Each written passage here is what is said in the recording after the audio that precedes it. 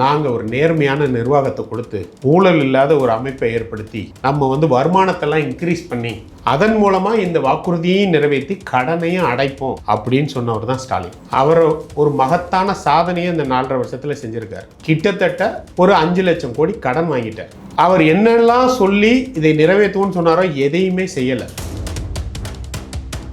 இப்போ நம்மளுடைய தமிழக அமைச்சரவையில் 40க்கும் மேற்பட்ட ஒரு துறைகள் இருக்கு. துறைகளை நிர்வகிக்கிறதுக்கு 75க்கும் மேற்பட்ட ஒரு பொதுத்துறை கம்பெனிகள் இருக்காங்க. இப்போ போக்குவரத்து எடுத்துக்கிட்டீங்கன்னா அதுக்கே 8 கம்பெனி இருக்கு. ஒவ்வொரு மண்டலத்துக்கும் ஒரு கம்பெனி இருக்கு. எல்லா கம்பெனியும் நஷ்டத்தில் ஓடுது. நிர்வாகம் சரியில்லை, இவ்வளோ தூரம் கடன் இருக்கு, அப்பவும் ஊழல். இப்போ நீங்க ஆட்சிக்கு வந்தா ஊழல் செய்யாம இருப்பீங்களா? ஏன்னா எல்லா ஆட்சியாளர்களுமே ஊழல் நாங்க செய்ய மாட்டோம்னு சொல்லி தான் ஆட்சிக்கு வராங்க.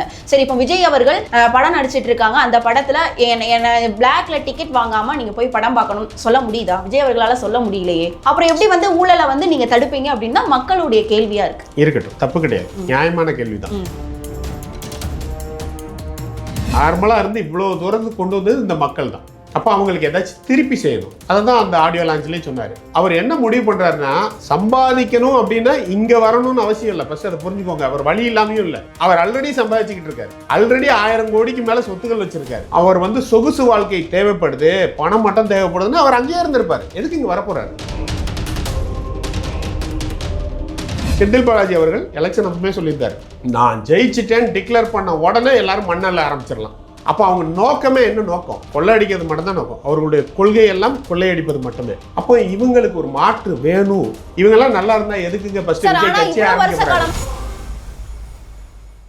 சென்னை டாப் ஸ்டாக் நேயர்களுக்கு வணக்கம். நான் உங்கள் பிருந்தா சங்கர். இன்று நம்மோடு சிறப்பு விருந்தினராக இணைந்திருப்பது தாவேகாவின் ஆதரவாளர் பம்மல் கந்தசாமி அவர்கள். வணக்கம் சார். வணக்கம். எப்படி இருக்கீங்க? நல்லா இருக்கேன். இப்போ 2021 திமுக ஆட்சியில் அமர்றதற்கு ஒரு முக்கியமான காரணம்னு பார்த்தீங்கன்னா அவங்களுடைய தேர்தல் அறிக்கைகள் தான். இப்போ மீண்டும் 2026 மிகப்பெரிய வெற்றி அமைப்போம், 2.0 அமைப்போம் அப்படின்னு சொல்லிட்டு முதல்வர் அவர்கள், துணை முதல்வர், அமைச்சர்கள் எல்லாருமே சொல்லிட்டு இருக்காங்க.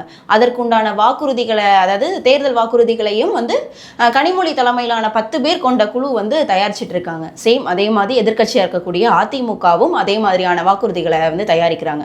தாவேகா வாக்குறுதிகளை தயாரிக்க ஆரம்பிச்சிருச்சா? ஏன்னா இப்பதான் புதிதாக ஆரம்பிக்கப்பட்ட கட்சி அப்படின்னு சொல்லிட்டு தற்குறி கூட்டம் அப்படின்னு அதாவது தாவேகாவை பார்த்து நிறைய எதிர்கட்சியினரா இருக்கட்டும், ஆளுங்கட்சியினரா இருக்கட்டும் பல்வேறு விமர்சனத்தை முன்வைக்காங்க. நீங்க எந்த மாதிரியான கட்டமைப்பை உருவாக்கி இருக்கீங்க சார்? இப்போ இல்லை, திமுகவை பொறுத்தவரை போன தடவை வந்து பொய் வாக்குறுதிகள் எல்லாம் கொடுத்து ஜெயிச்சாங்க.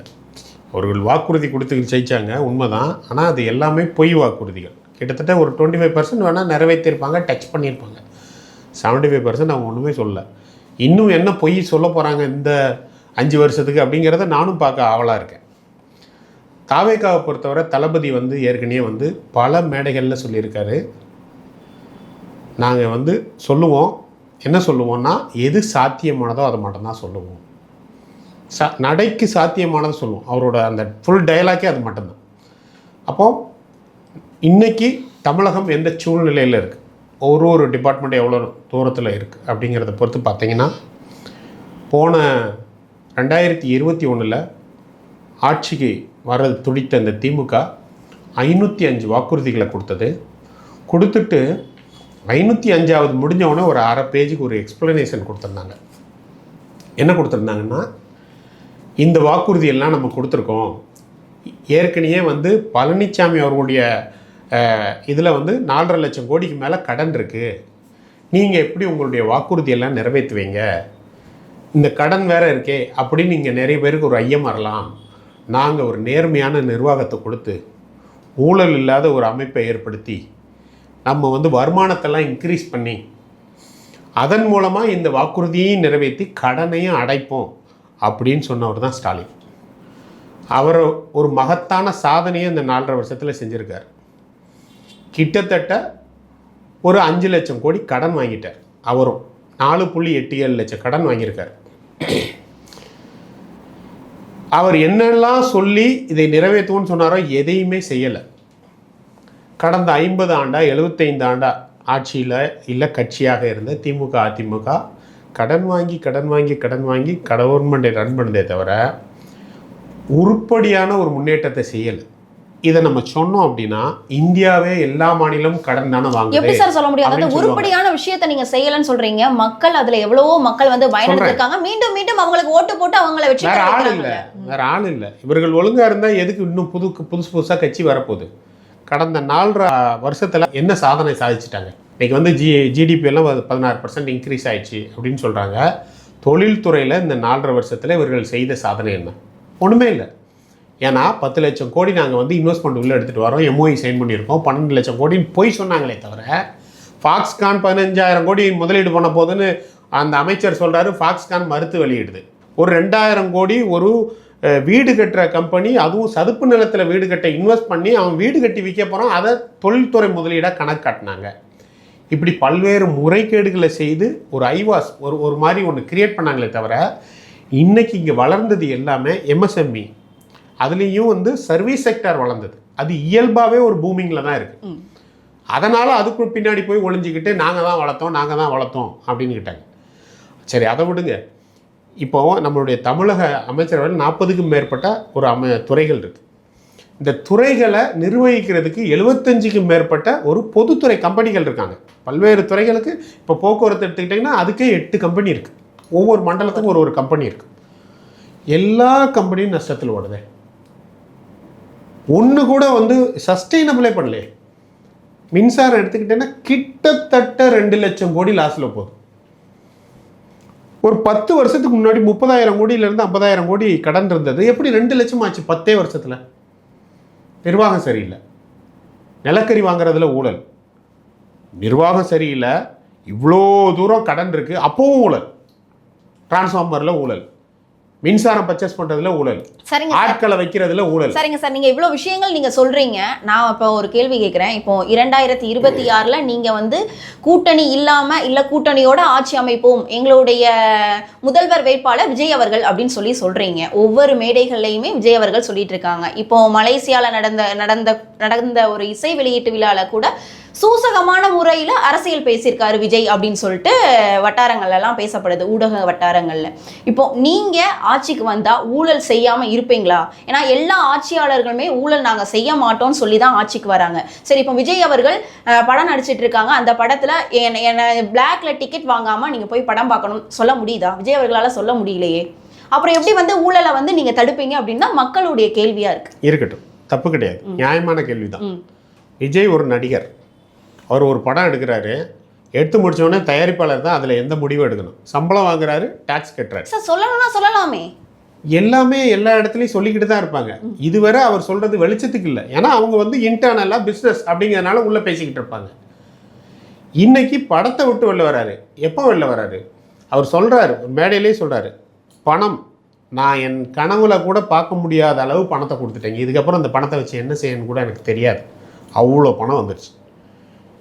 இன்றைக்கி எனக்கு சம்பளம் கிட்டத்தட்ட 200லேருந்து 300 கோடி ரூபா. ஒரு வருஷத்துக்கு நான் அழுத்தி பிடிச்சி நடித்த 2 படம் நடிக்கலாம், 500 கோடி ரூபா பணம் வரும். இங்கே வந்து ஊழல் பண்ணணும்லாம் அவசியம் கிடையாது. அதை சம்பாதிச்சுக்கிட்டு அதை செலவு பண்ணிக்கிட்டு ஒரு தீவு வாங்கிட்டு ஜாலியாக இருக்கலாம். ஆனால் அவருக்கு ஒரு பொறுப்பு, அவருக்கு வந்து அவர் உணர்றாரு. 33 வருஷம் நார்மலாக இருந்து இவ்வளோ தூரத்துக்கு கொண்டு வந்தது இந்த மக்கள் தான். அப்போ அவங்களுக்கு ஏதாச்சும் திருப்பி செய்யணும். அதை தான் அந்த ஆடியோ லான்ச்லேயே சொன்னார், அடுத்த 33 வருஷம் நான் உங்கள் கூட இருக்க போகிறேன். அப்போது அவர் என்ன முடிவு பண்ணுறாருன்னா, சம்பாதிக்கணும் அப்படின்னா இங்கே வரணும்னு அவசியம் இல்லை. ஃபஸ்ட்டு அதை புரிஞ்சுக்கோங்க. அவர் வழி இல்லாமையும் இல்லை, அவர் ஆல்ரெடி சம்பாதிச்சுக்கிட்டு இருக்காரு. ஆல்ரெடி 1000 கோடிக்கு மேலே சொத்துக்கள் வச்சுருக்காரு. இன்னும் வருஷம் 2 படம் நடித்தா 500 கோடி வரப்போகுது. 200 கோடி டேக்ஸ் கட்டினா கூட 300 கோடி கையில் இருப்போது. 300 கோடிங்கிறது எவ்வளோ? அது ஒரு தனி மனிதனுக்கு அது ரொம்ப அபரிமிதமானது. அதை மீறி ஒரு பணமே தேவையில்லை. எதுக்கு தேவையில்லாமல் ஒரு 10 பேரை சேர்க்கணும், ஒரு 1000 பேரை உட்கார வைக்கணும், பேசணும், ஒரு 1,00,000 பேர் முன்னாடி பேசணும், ஊராக போகணும், நெரிசலில் கீழே தள்ளி விட்றான் உழணும். அவர் வந்து சொகுசு வாழ்க்கை தேவைப்படுது, பணம் மட்டும் தேவைப்படுதுன்னா அவர் அங்கேயே இருந்திருப்பார். எதுக்கு இங்கே வரப்போகிறாரு? அவர் அதை நினைக்கலையே. சம்பாதிக்கிறதெல்லாம் வேண்டாம், இந்த மக்கள் நம்மளை எவ்வளவோ உச்சத்தில் தூக்கி வச்சிட்டாங்க, அப்போ மக்களுக்கு நம்ம திருப்பி செய்யணும். இந்த மக்களுக்கு என்ன கிடைக்கல? 75 வருஷமாக அவங்கள ஏமாற்றிக்கிட்டு இருக்காங்க, அதை சரி பண்ணுவோம். அப்போ அவர் சொல்கிறாரு, எது நடைமுறைக்கு சாத்தியமோ, எதெல்லாம் செஞ்சால் ஊழல் இல்லாத ஒரு வெளிப்படையான நிர்வாகத்தை கொடுக்க முடியுமோ அது எல்லாத்துக்கும் சரிங்க சார். அதாவது இப்போ காஞ்சிபுரத்துல பேசும்போது ஒரு சில விஷயங்கள் சொன்னாங்க. அதாவது வீட்டுக்கு ஒரு பைக், நிரந்தர வீடு, அதாவது வீடு இல்லாதவர்களுக்கு வீடு அப்படின்னு சொன்னாங்க. இதெல்லாம் சாத்தியமாகுமா? அதாவது அவர் என்ன சொன்னாருங்கிறத மறுபடியும் நான் சொல்றேன். எல்லாருக்கும் வீடு இருக்கணும், எல்லாருக்கும் பைக் இருக்கணும், ஆக்சுவலாக கார் இருக்கணும், ஒஸ்ட் கேஸ் பைக்காச்சு இருக்கணும். இதோட அர்த்தம் என்னன்னா, உங்களுடைய வாழ்வாதாரம் அந்த அளவுக்கு மேம்படணும். அந்த மேம்படுத்தக்கூடிய வாழ்வாதாரத்தை தரக்கூடிய அரசு அமையணும் அப்படிங்கிறது தான் அதோட அர்த்தம். இன்னைக்கு வீடு வழங்கும் திட்டத்தின் கீழ் கவர்மெண்ட் கொடுக்க தான் செய்யுது. எல்லாருக்கும் என்ன கொடுக்குது? ஒரு வீடு நீங்கள் எவ்வளோன்னு வாங்குவீங்க சொல்லுங்க? குறைந்தது ஒரு 10 லட்சம் வேணும். இப்போ ஒரு 10 லட்சம் ரூபாய்க்கு உங்களுக்கு வீடு கிடைச்சிருமா? ஊர் சைடில் வாங்குறதா, ஊர் சைடில் வாங்கினா கூட 10 லட்சம்லாம் எங்க தெரியல அந்த மாதிரி இருக்கான்னு. இப்போல்லாம் ஊர் சைடில் வாங்கினா 30-40 லட்ச ரூபா வேணும். சிட்டிக்குள்ளே வேணா ஏதாச்சும் குருவி கூடு வாங்கினா கூட 60-70 லட்சம் வேணும். தனி வீடெல்லாம் வாங்கினா அது கனவு. மிடில் கிளாஸுக்கு அது வாய்ப்பே கிடையாது. அந்த காசு கொடுக்குறா கவர்மெண்ட்டு? 2 லட்சம் கொடுக்குது. சென்ட்ரல் கவர்மெண்ட்னாலும் சரி, ஸ்டேட் கவர்மெண்ட்னாலும் சரி 2 லட்சம் கொடுக்குது. நான் தப்பு சொல்லலை, அது ஒரு ஊக்கப்படுத்துறது. இப்போ அதோட அர்த்தம் என்ன நீங்கள் தெரிஞ்சுக்கணும் அப்படிங்கிறது தான். வாழ்வாதாரத்தை பொறுத்தவரை பாஜக மோடி அவர்கள் சொன்னாங்க 2024க்குள்ள இந்தியாவில் உள்ள எல்லாருக்கும் வீடு கொடுத்துருவோம் அப்படின்னு சொன்னார். அவர் சொன்னார் எல்லாருக்கும் வீடு. திமுக என்ன சொன்னதுன்னா, போன எலெக்ஷனில் எல்லாருக்கும் வீடு அப்படின்னு வரலை. அப்போ அதை தான் தளபதி சொல்கிறாரு, எல்லாருக்கும் வீடாச்சும் இருக்கணுமே ஐயா, அந்த வாழ்வாதாரத்தையாச்சும் உண்டு பண்ணியிருக்கணும்ல, நீ எல்லாமே கொடுத்துக்க வேண்டாம், அவனே கொண்டு வந்துடுவான். மீன் பிடிக்க கற்றுக் கொடுக்கலாம்ல. தொழில்துறையில் நீங்கள் ஒன்றுமே பண்ணல, ஏதாச்சும் பண்ணியிருக்கலாம். இப்போ அவங்க என்ன பண்ணுறாங்க? நார்மலாக இன்றைக்கி கடன் எதுக்கு வாங்கியிருக்காங்க? லாஸ்ட்டு 4.5 வருஷத்தில் கிட்டத்தட்ட நியர்பை ரவுண்டாக சொல்லணும்னா ஒரு 5 லட்சம் கோடி வாங்கியிருக்காங்க. 5 லட்சம் கோடியில் எவ்வளோ மூலதன முதலீடு எங்கே இன்வெஸ்ட்மெண்ட் பண்ணியிருக்காங்க? ரொம்ப சொற்பம். ஒரு 30% பண்ணால் பெரிய விஷயம். மீதியெல்லாம் என்ன பண்ணாங்க? கடன் வாங்கி வட்டி கட்டுறாங்க, கடன் வாங்கி சம்பளம் போடுறாங்க, கடன் வாங்கி பென்ஷன் போடுறாங்க. மூலதன செலவீட்லையும் எப்படி?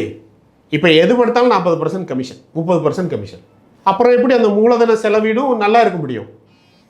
நீங்கள் ஒரு விஷயம் தான் நீங்கள் இதில் புரிஞ்சுக்கணும். ஏதாச்சும் ஒரு பொருள், ஒரு காசு முதலீடாக வருது அப்படின்னா, அந்த முதலீடை, அந்த காசை வாங்கி கடன் வாங்கி, இண்டிவிஜுவலாக நானாக கூட கடன் வாங்குறேன் அப்படின்னா, ஒன்று நான் பிஸ்னஸ் பண்ணணும், இல்லைன்னா வீடு கட்டணும். அப்படி இருந்தால் இந்த காசு இன்னொரு காசை சம்பாதிக்கலாம், இல்லை இந்த கடனுக்கு ஈக்குவலான ஒரு அசட் இருந்துக்கிட்டே இருக்கும். ஏதோ ஒன்று இருக்கும், எங்கேயாச்சும் மீட் பண்ணும். இவங்க வாங்கி வாங்கி செலவு பண்ணிட்டாங்க.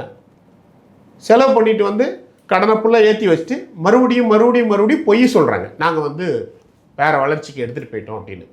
அதனால் இவர்களுடைய முறைகேடை நான் சொல்லலை. ஏற்கனவே பழனிவேல் பிடிஆர் தியாகராஜன் அவர்கள் ஃபஸ்ட் இயர் அவர் தான் பட்ஜெட் போட்டார். அவர் ரொம்ப ஸ்ட்ரிக்டாக இருக்க போய் அவரை மாற்றிட்டாங்க. அவர் ஒரு ஒயிட் பேப்பர் ரிலீஸ் பண்ணார் ஃபஸ்ட்டு பட்ஜெட்டில். எல்லா டிபார்ட்மெண்ட்டை பற்றியும் ஒயிட் பேப்பர் ரிலீஸ் பண்ணார். எல்லாமே இவ்வளோ ஒஸ்ட்டாக இருக்குது பார்த்துக்கோங்க அப்படின்னு. அப்போவே அவருடைய ஆடியோ ஒன்று லீக் ஆச்சு. மருமகனும் மகனும் ஆளுக்கு 30,000 கோடி சம்பாதிச்சிட்டாங்க அப்படின்னு. அப்போ தான் அவரை தூக்குனாங்க.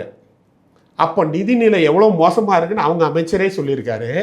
அவ்வளோ நிதிநிலையிலையும் என்ன நம்ம 505 வாக்குறுதி சொன்னோமே அதை நிறைவேற்றணும், அது பின்னாடி போல் வந்த உடனே சம்பாதிக்க ஆரம்பித்தாச்சு. ஏற்கனவே செந்தில் பாலாஜி அவர்கள் எலெக்ஷன் அப்பவுமே சொல்லியிருந்தார், நான் ஜெயிச்சிட்டேன்னு டிக்ளேர் பண்ண உடனே எல்லாரும் மண்ணல்ல ஆரம்பிச்சிடலாம். அப்போ அவங்க நோக்கமே என்ன நோக்கம்? கொள்ளையடிக்கிறது மட்டும்தான் நோக்கம். அவர்களுடைய கொள்கையெல்லாம் கொள்ளையடிப்பது மட்டுமே. அப்போ இவங்களுக்கு ஒரு மாற்று வேணும். இவங்கெல்லாம் நல்லா இருந்தால் எதுக்குங்க ஃபஸ்ட்டு கட்சி ஆரம்பிக்க